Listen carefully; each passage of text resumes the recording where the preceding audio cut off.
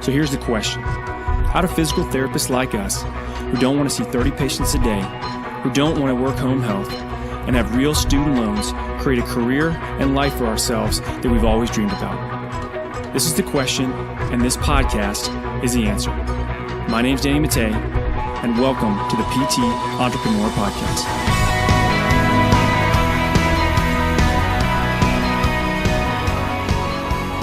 What's going on, guys?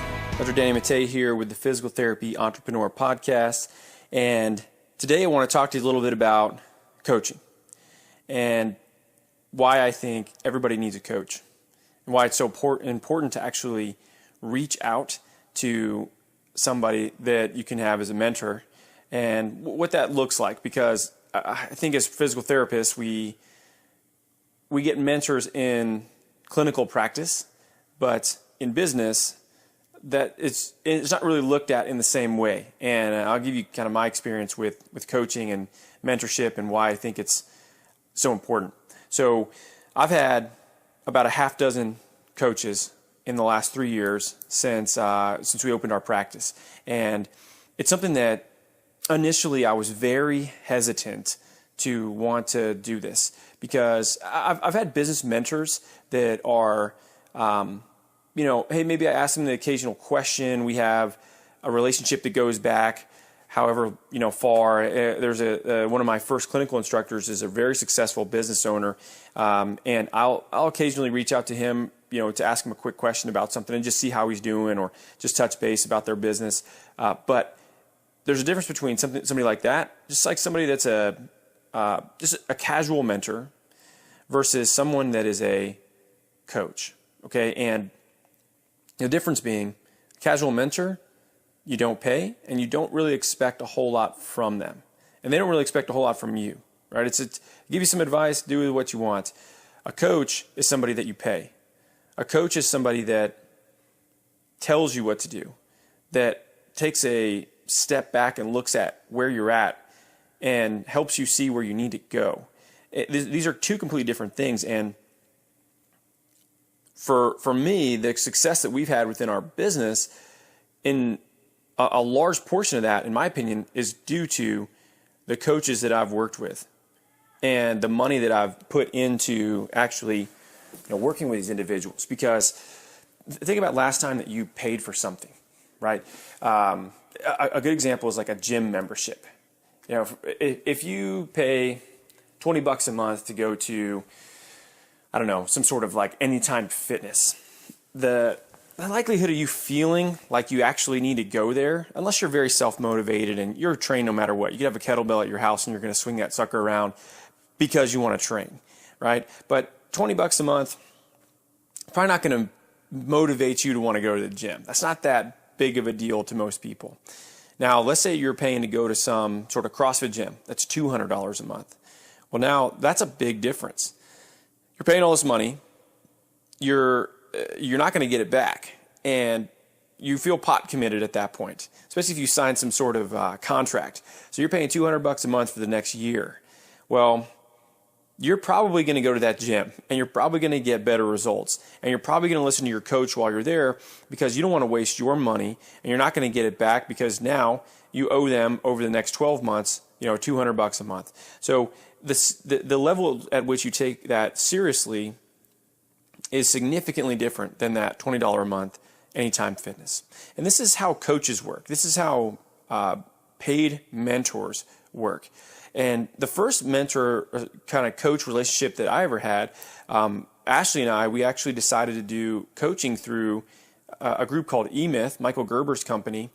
And they were doing basically like a small business pilot program. They usually only work with larger businesses, but they were doing a small business pilot program. You had to be under $500,000 in gross revenue, which at the time for us was like a pipe dream. Like we were a year into our business and we were, probably at that point making maybe $15,000 a month, which was way off the 500 maximum that you could be for this group. So we were, well within the range for a small business, and it was $500 a month, right? So $500 a month seemed like an extraordinary amount of money to me at that time. And it kind of was. There's no doubt about it. $500 a month's a lot of money for pretty much anybody. But we decided we were going to do it, and we had to sign on for a year. And we had a coach. There was a coach that owned a marketing agency, and we got on a call with her once a month, and she helped us get our business organized, helped us get our hiring processes put together, helped us figure out what our core values were, our mission statement, our unique selling proposition, helped us to figure out what does it mean when I look at these financial documents that are important, what are my key financial indicators, my key performance indicators, all this stuff that I'm spitting out at you. If you don't know what any of that stuff is, well, don't worry, because I didn't know what that stuff was either until I started working with a coach. And the amount of time that saved us, I cannot stress to you how much time that $500 a month for a year saved Ashley and I. And not just that, but our business grew so much in that year. Once we had our business locked in, our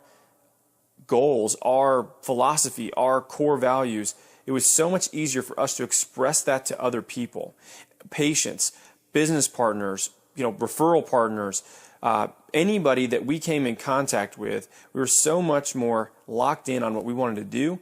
We grew like a weed. And, we worked with them for a good solid year. And honestly, I probably would have continued to work with them, except our mentor, our coach, she was pregnant. She actually got pregnant part of the way through when we started working with her as a coach, and she stopped coaching. She left because she wanted to basically stay home and raise her daughter and work from home for the marketing agency that she owned. So totally cool. Hey, awesome reason to want to do that. I mean, what are you going to say to that, right? Like, that's a super valid reason. There's nothing more important than that.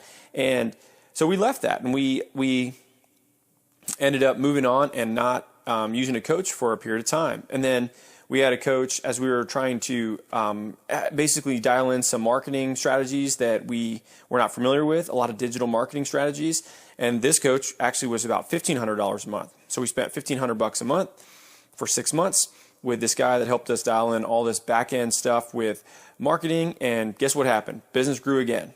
So we had these growth cycles of work with a coach, business grows, not work with a coach, kind of implement everything that they say, and we continue to grow, but at a little bit slower pace, kind of taper off, figure out where we need to work again, find a coach that is going to help us with that.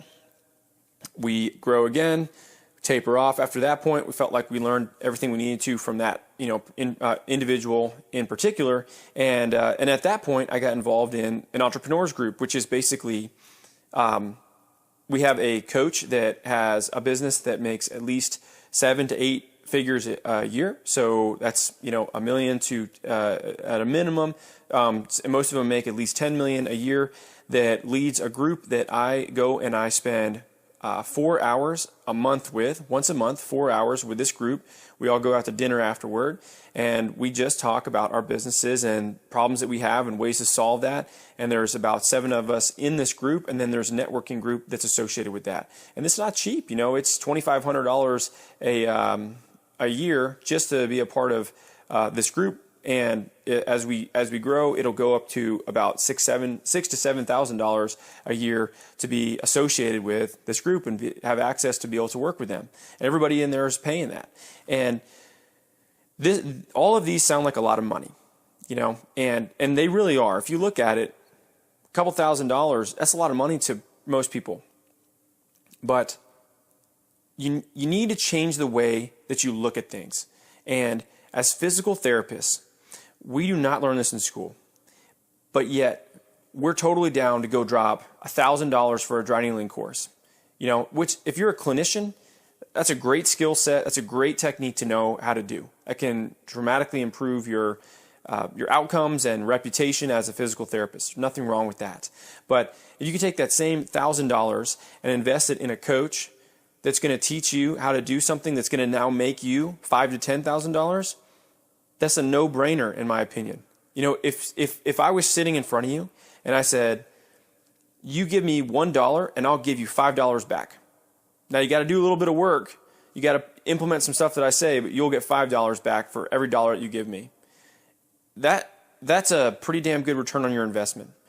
And the reason why it's important to pay for these people is because you'll actually follow through with what they say. And if you don't, you're wasting your time, you're wasting your coach's time, and more importantly, you're wasting your money, which you don't have the opportunity to waste that very much. And if you do, you're going to go out of business because your cash flow is going to suffer, and you're going to end up going back to some home health job or some PRN job just to make ends meet because you didn't implement what that coach told you to do. And guys, it's not that complex. You got to put the work in. You got to shut up and listen. You have to take these lessons that this person's already learned and is telling you exactly what to do, and then go and do it. That's it. So change the way that you think about coaching. Change the way you think about mentorships, masterminds, paying for business knowledge, because honestly, we get no business experience, no business education in physical therapy school. I sure as hell didn't. I went to the Army Baylor program.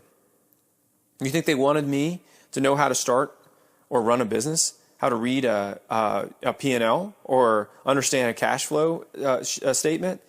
Why would they? They wanted me to be in the Army for 20 years and retire and serve a career there as a physical therapist running a clinic.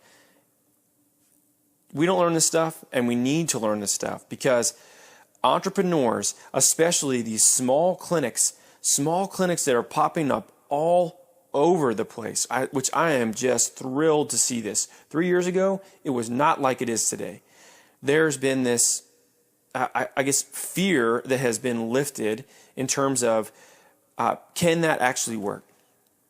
Can somebody open a clinic in a room, in a CrossFit gym that has no windows, that has terrible ventilation, that has a rat running over its head for a month? This is actually, I'm telling you about my first clinic, my first office. I literally had a rat that ran over my head for like 2 months, and the goddamn owner never got it fixed. And I would hear this sucker. It would only come out at like 7 o'clock in the morning. I would start patients at 6, and it was the most just awful noise in the world to hear this rat scurrying over your head and not know if it's going to fall in while your patient's laying there with like needles in their shoulder. Not a good place to be.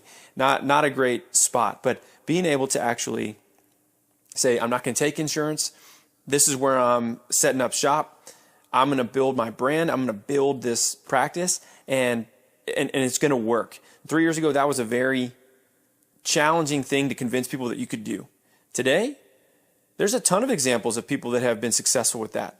It's not just myself or, Jared Carter or Aaron LeBauer or these people that are like big in the cash community that are actually like showing you that this stuff is possible.